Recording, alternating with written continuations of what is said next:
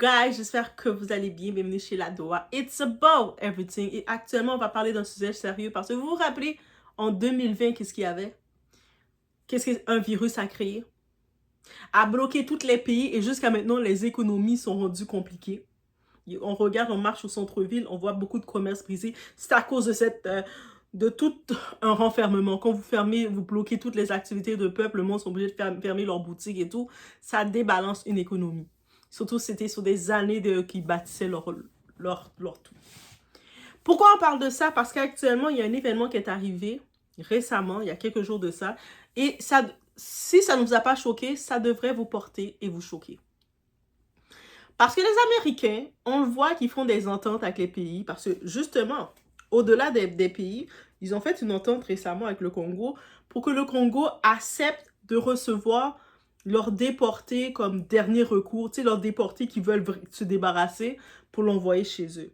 On imagine le trajet qu'ils payent pour prendre leurs déportés qui ne veulent plus du tout, ils ne veulent plus voir, des États-Unis passer toute l'Amérique pour aller jusqu'à la République démocratique du Congo en Afrique.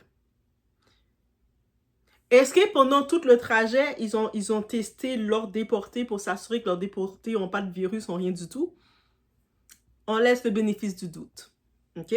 On laisse le bénéfice du doute, doit, dit pas plus, dit pas moins, mais le président de la RDC a accepté cette entente-là. On a comme sous prétexte en disant, non, mais de toute façon, c'est temporaire. Par contre, semblerait-il, il n'y a pas réellement de... Le moment qu'ils sont arrivés, ils ne savaient même pas vraiment où ce qu'ils allaient. Semblerait-il, il n'y a pas réellement de date que les Américains ont dit qu'ils vont les faire venir. On comprend quelque chose, les Américains se débarrassent de gens de chez eux qu'ils appellent leurs indésirables pour les envoyer loin, loin, loin, loin, loin. Puis en Amérique, là, vous allez loin. Plusieurs pays ont refusé. Plusieurs pays ont dit, non, on veut pas, on n'est pas là pour recevoir ce que vous voulez pas. Et ces personnes-là, ils s'en vont jusqu'à la RDC. Et là, maintenant, quelques jours après, je ne sais pas dans l'entente, qu'est-ce qui se passe? Qu'est-ce que les Américains veulent faire? Nous, on connaît. Nous, Haïti, on est un petit pays. Mais les Américains, on est proche d'eux. On sait comment ils pensent. On sait comment ils sont. Quand j'ai vu que la RDC a accepté ce deal-là, j'ai fait, Congolais, vous devez vous révolter. Pas seulement la RDC de RDC, la République du Congo aussi. Les deux Congos, vous devez vous mettre ensemble, vous révolter. Parce que les Américains, quand ils viennent créer domination, créer des choses comme ça, c'est jamais... Ils sont pas amis avec personne. Peut-être Doha, elle est trop sensible ou Doha voit trop loin. Mais regardez déjà qu'est-ce qui arrive. Même pas quelques jours après. Quelques semaines après. Un Congolais qui est dans un vol de Air France. Je ne sais pas s'il toussait dans l'avion, parce que en haut, dans les airs, il fait froid de toute façon. Parce qu'à cause des airs, l'air climatisé, l'air qui rentre en dedans, c'est toujours frisquet dans les avions. Je ne sais pas s'il toussait, je ne sais pas s'il a tremblé, je ne sais pas s'il a bu trop de champagne et puis il bougeait trop. Bref, il devait faire Air France pour arriver jusqu'à Détroit. C'était ça. C'était ça le but. Là, au moment d'arriver à Détroit, M'aider. On peut pas recevoir. Il y a Congolais dans cet avion-ci. Nous, on reçoit pas. On refuse de le recevoir parce que Ebola. Donc, est-ce qu'il y avait un haut risque de Ebola spécifiquement à la RDC du Congo pour qu'il soit stigmatisé? C'est une question réellement que je pose. Parce que c'est quand même une grande action de détourner tout l'avion. Et puis, l'ironie de tout ça. Les Canada, on est trop gentils, trop ouverts, on n'a pas de colonne rendue là. Notre gouvernement, je sais pas. Notre gouvernement, ils sont en train de manger leur poutine extra sauce. Eux autres, même pas de fromage dans leur poutine, c'est juste extra sauce. Donc, oh, c'est beau. Donc, attends, les Américains vous disent que pour eux, ils trouvent que c'est un risque pour eux à cause d'un virus qui peut être mortel, créer une pandémie dans leur pays. Donc, ils ne veulent pas recevoir. Donc, les tests ne sont pas effectués. Et vous, c'est ouvert. Allez-y. Nous, on est bien. Hein? Nous, au Canada, c'est parfait. Hein? C'est bon. Hein?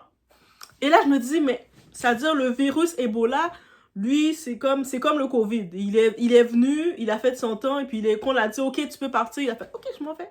Il est retourné. L'Ebola, c'est la même chose. Il vient... Non, moi, c'est pas au Canada. Je voulais rester de toute façon. Je voulais pas rester au Canada. Moi, c'était aux États-Unis que je voulais aller. Donc, c'est beau. Pour finalement, le type, il est négatif. Et puis, comme prétexte, ils disent, mais il y avait pas, à Détroit, il y avait pas les systèmes, leur technologie, je sais pas, elle est faite comment, elle est faite avec des roches, mais on pouvait pas médicalement faire les tests de Ebola pour confirmer quoi que ce soit. Il fallait qu'il va à Washington, quoi que ce soit. Mais pourquoi personne l'a annoncé dès le départ? Vous voyez pas que, si vous sentez pas qu'est-ce que je sens, guys, je sais pas quoi vous dire. Parce que c'est grave. Le vol de Air France qui reliait Paris à Détroit a été détourné vers Montréal comme ça. Pourquoi? Parce que un passager, un Congolais se trouvait à bord. Oui. Moi, je pensais que Congo, je sais pas, vous pensez que vous étiez amis avec les États-Unis maintenant? Si votre gouvernement fait des ententes avec les États-Unis, il accepte de recevoir leurs indésirables. Vous êtes amis? Il y a friend. C'est-à-dire, les Américains, ils savent quelque chose. Les gens qui vont envoyer de chez eux pour l'amener chez vous, est-ce que ces gens-là, ils sont testés? Est-ce que ces gens-là, les Américains, peut-être, ils se disent, ils savent qu'ils vont envoyer des gens qui toussent un petit peu, ou quoi que ce soit? Commencez à vous poser des questions, parce que ces petites choses-là, actualité, de temps en temps, il faut se poser des questions. Oui, les autorités américaines, ils disent, mais cet homme aurait séjourné récemment dans une zone touchée par l'épidémie d'Ebola en République démocratique du Congo. Maintenant, les Congolais, je sais que vous êtes là. Faut venir me dire, Doak, c'est quelle zone au Congo qui est touchée. Donc, les États-Unis ont refusé son entrée sur leur territoire. Faut le dire qu'il n'est pas descendu de l'avion, ce type-là.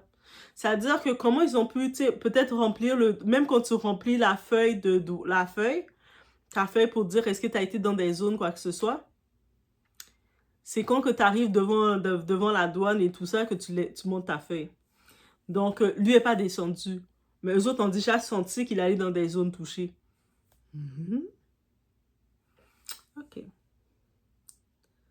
Mais moi, je sais pas pour vous, mais j'ai plus d'interrogations qu'autre chose. On est encore dans les trous et puis je suis déjà rendue à 7 minutes.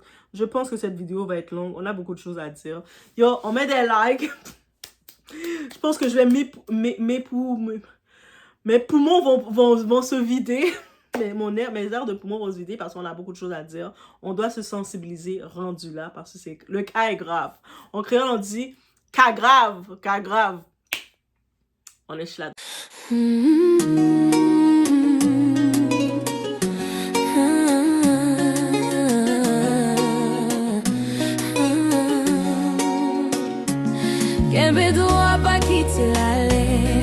Donc déjà, on va commencer à regarder c'est quoi exactement le virus Ebola. Oui, on va regarder c'est quoi ensemble. Avant de paniquer, il faut comprendre de quoi on parle.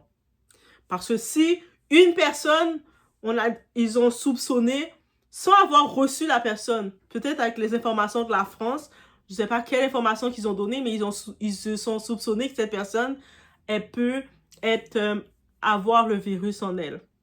Mais il faut comprendre c'est quoi. Ebola est l'un des virus les plus mortels connus. OK, depuis un moment, c'est là. Dans certaines épidémies, le taux de mortalité peut atteindre 50% ou davantage. Donc, on voit que c'est un gros modèle. Les symptômes comprennent forte fièvre, fatigue extrême, douleur musculaire, vomissement, diarrhée, hémorragie dans certains cas graves.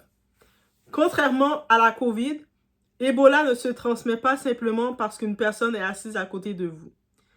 Le virus se transmet principalement par contact direct avec les fluides corporels d'une personne infectée. OK. Donc, ça veut dire qu'il faut que la personne, quand tu as infecté, elle échange ses fluides, c'est-à-dire peut-être en toussant et puis le bavé coule. Ou... Si je comprends, je le vulgarise, c'est ça que ça veut dire. Mais lorsqu'un pays détecte un risque potentiel, les autorités sanitaires prennent généralement des mesures très strictes. Donc, ça veut dire, les Américains sont en train de nous dire là maintenant au monde, dans les zones de la RDC, il y a un haut risque de Ebola. C'est-à-dire que toutes les vols de la RDC qui viennent, ils sont à risque. Si vous êtes prêts à refuser, si vous n'êtes pas équipés, je comprends, les Américains, ils veillent sur leur sécurité, leur territoire, c'est normal. Mais si je comprends bien, ils sont en train... Qu'est-ce qu'ils sont bien dans les jours à suivre? De dire au monde, parce que vous savez, les Américains, c'est un petit peu... Ils sont les ambassadeurs du monde, un peu. Donc, ils sont en train de dire au monde, la RDC, c'est danger. Dans quelques jours, qu'est-ce qui arrive, guys? Ensemble. Tout. Je donne un indice. FIFA. La RDC est qualifiée pour la FIFA.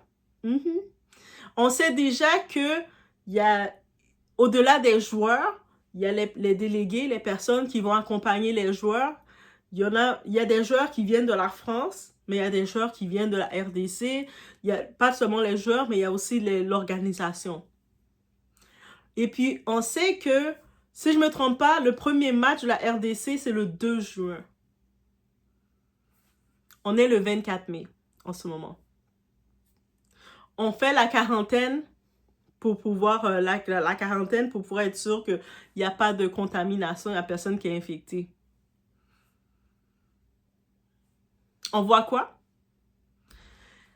La RDC, si vous réagissez pas, Congolais, mettez vos deux Congos ensemble. Il n'y a pas de question de « Ah, c'est Congo, nous on est Congo ici, hors du fleuve, nous on est Congo 1, on est Congo 2. » Non, mettez vous deux ensemble parce que qu'est-ce qui est en train de se passer?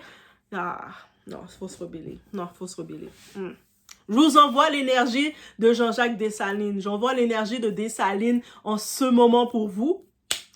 Parce que vous en avez besoin. La Dessalines qui dit couper tête, boule et caille, vous en avez besoin parce que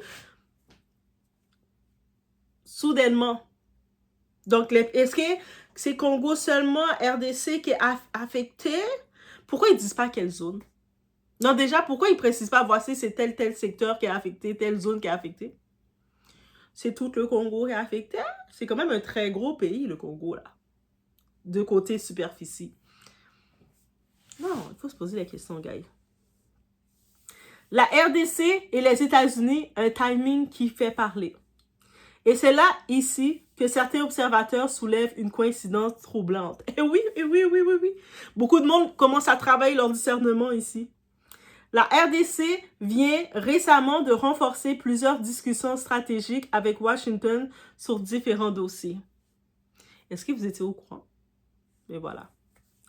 Certains internautes se demandent comment peut-on considérer la RDC comme un partenaire stratégique sur certains sujets tout en imposant immédiatement des restrictions extrêmement sévères dès qu'un voyageur, un voyageur provenant d'une zone à risque apparaît dans un avion. Donc, quand on dit, il y a des fois tu vas faire le deal avec le démon, avec Satan, tu sais que tu n'es pas gagnant.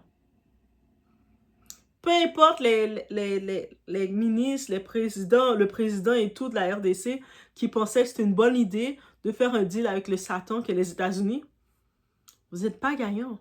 Don't do that, don't go there. C'est pas pour rien que ils ont demandé à plein de pays avant vous. C'est pas pour rien que le monde, ils commencent à se retourner contre eux, là. Les gringos américains. Guys.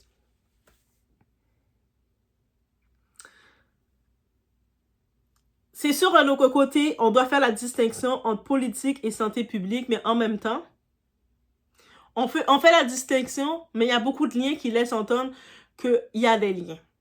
Je vous dis ça comme ça. Les restrictions américaines sont officiellement liées au risque sanitaire et non à la nationalité du passager, à ce qui paraît. Mais il est vrai que l'image renvoyée suscite des débats aussi. Donc, ça nous laisse réfléchir. C'est quoi l'intention? Et pourquoi, j'aimerais aussi, j'ai essayé de faire la recherche pour savoir, mais c'est quelle zone qui était à risque.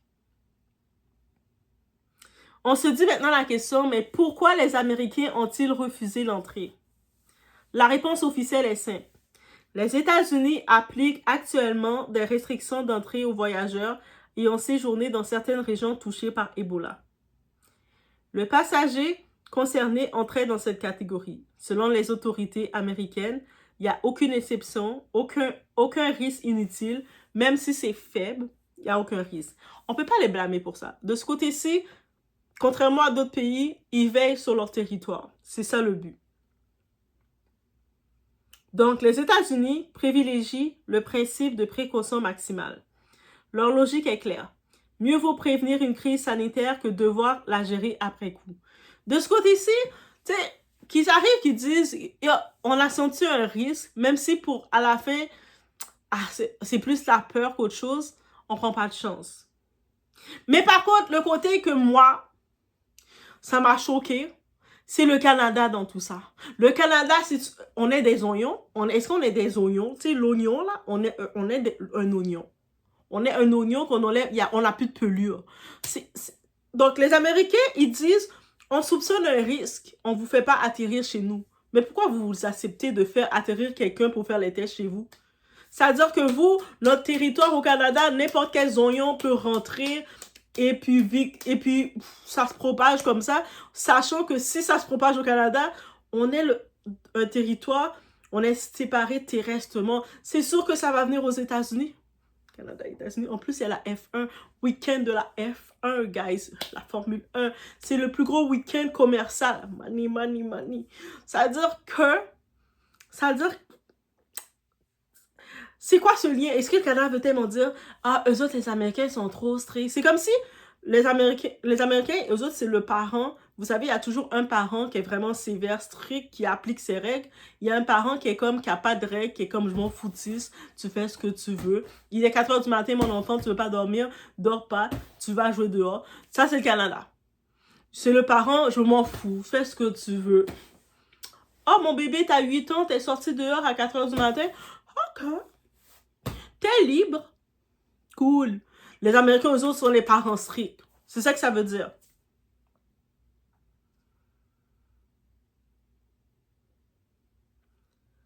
Et là, on se dit, pourquoi, par contre, vous refusez quelque chose, mais allez au Canada? C'est la fréquencité, ça. Les Américains sont fréquents. Eux autres, ils ont dit, pas chez nous, hein. Pas chez nous. Ah, mais allez chez nos voisins, les Canadiens. Eux autres, là, ils acceptent tout. Ils ont pas de règles. Il n'y a même pas de gouvernement chez eux. Et est-ce qu'ils n'ont pas de président, de toute façon? Non, c'est vrai, on n'a pas de président, on a des premiers ministres. On a un premier ministre. Mais je suis comme, c'est comme ça que les Américains nous traitent. Les Canadiens aussi, hein. C'est probablement la question qui choque le plus les gens. Si le risque est si sérieux, pourquoi l'envoyer à Montréal? En plus, à Montréal, là, pourquoi c'est pas à Vancouver? Vous avez dit l'envoyer à Vancouver? Tant qu'à ça, envoyez-le loin de nous. À Montréal, vous l'envoyez. La réponse officielle est que le Canada n'applique pas exactement les mêmes restrictions que les États-Unis. C'est-à-dire que les États-Unis, ils entendent parler d'un virus mortel qui tue près de 50% de gens. Ils protègent leur population. Les autres, le Canada, sont comme... Voilà. Bon, ben moi, je vais aller prendre mon café au Tim Hortons, là, tu sais. Je vais aller prendre mon café glacé. Bon, ben moi, là, je vais aller chercher mon matcha. Limite, on est comme ça, nous. Pardon. Chaque pays conserve sa propre politique sanitaire et ses propres critères d'évaluation de risque. OK. Autrement dit, les Américains considèrent que leur seuil de tolérance est atteint. C'est-à-dire que les Américains, ils jouent pas, là. Eux autres sont en phase, je ne joue pas. Le Canada, si j'ai compris, eux autres sont encore en phase. Mon matcha aujourd'hui, il était pas trop bon. Hein? Ben, la prochaine fois, il faut se mettre meilleur. On est dans cette phase-là, nous. Tu vois, on a chacune une phase. Les Canadiens jugent que la situation peut être gérée selon leur protocole de santé publique. C'est quoi notre santé publique? Il faut aussi le dire, surtout du côté du Québec. Montréal, c'est au Québec. Il faut aussi le dire qu'ils sont saturés. Ils sont saturés avec toutes les lois que le gouvernement du Québec ont faites. Il y a plein de personnels de la santé qualifiés qui sont partis en Ontario, qui sont partis dans les autres provinces parce qu'ils se disaient, pourquoi je vais venir travailler comme un forcené et être payé beaucoup moins que mon voisin de l'autre province? Il faut dire ça aussi. Donc, ça veut pas dire que le Canada considère Ebola comme son danger, ça veut juste dire que le Canada, ils savent même pas ce qu'ils considèrent. Ils ont juste pas de politique. Ils ont pas de mesures de sécurité. Ils ont rien du tout. Ils ont aucune mesure de sécurité. Ils ont aucun point de protection de leur population. Cela signifie simplement que les approches gouvernementales sont différentes. Il y en a un il a l'air radical, mais en fin de compte, les Américains, ils sont peut-être radicaux comme ils sont, mais ils protègent leur territoire. Le Canada, eux autres, c'est une passoire. C'est pas pour rien que l'autre pasteur zigoto du Congo qui est venu faire son crime, il a été condamné. Au lieu de se retrouver en prison, il s'est retrouvé dans l'aéroport. Il a passé l'aéroport pour aller retourner chez lui normalement. C'est ça ce pays. C'est pas un pays sécuritaire. Et maintenant, on se dit, mais que dit le gouvernement canadien dans tout ça? Ils disent quoi, le gouvernement canadien? Les autorités canadiennes ont confirmé que le passager a été pris en charge conformément aux procédures sanitaires établies. Selon les responsables de la santé publique, aucune menace immédiate pour la population n'a été identifiée. Les experts rappellent également que le Canada possède des protocoles de surveillance et d'intervention pour ce type de situation. Autrement dit, on ne laisse pas simplement quelqu'un entrer dans le pays sans évaluation. Ben, par contre, le monde peut sortir comme ça, là, alors qu'ils étaient condamnés.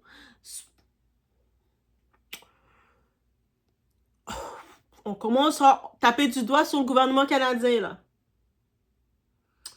Leurs vérifications sont vérifiées, sont réalisées. Je me dis, quelle vérification? Est-ce qu'ils ont vérifié que leur cappuccino, que leur latte était bien?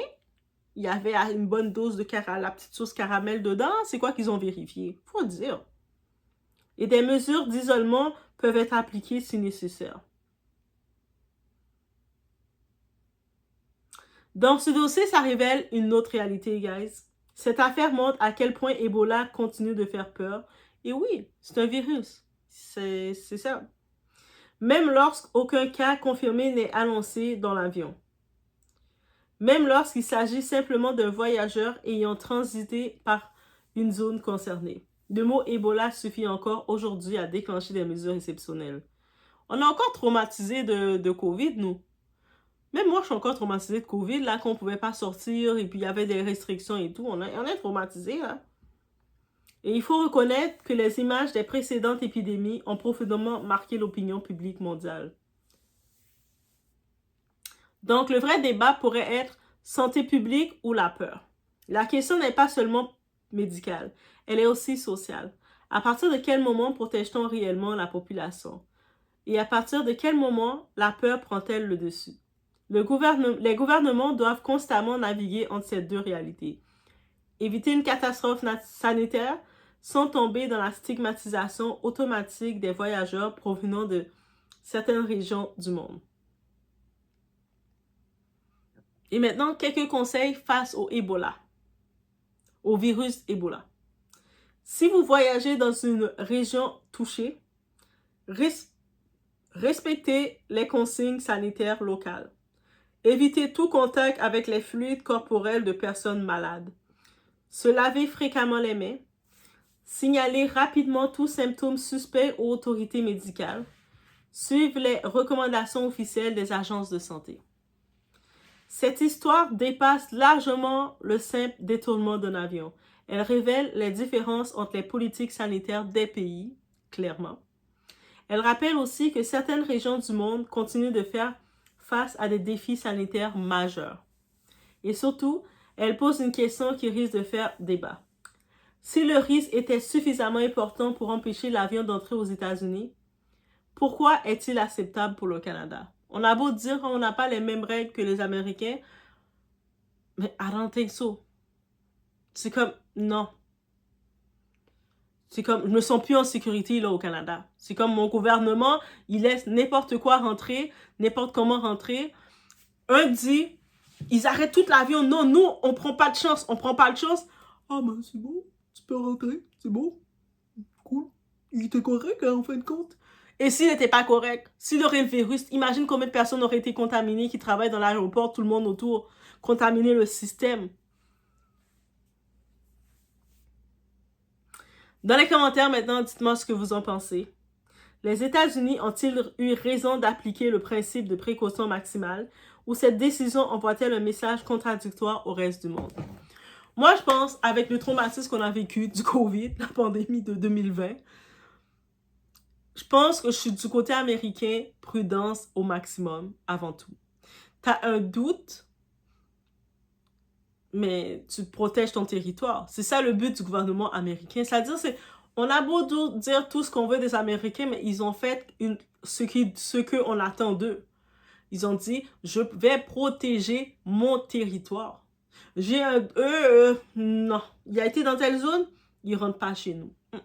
On n'est pas équipé pour faire les tests. Et après, il va contaminer notre population. Et puis, on va se retrouver bloqué en quarantaine. Il ne rentre pas chez nous. Puis, il y a le Canada.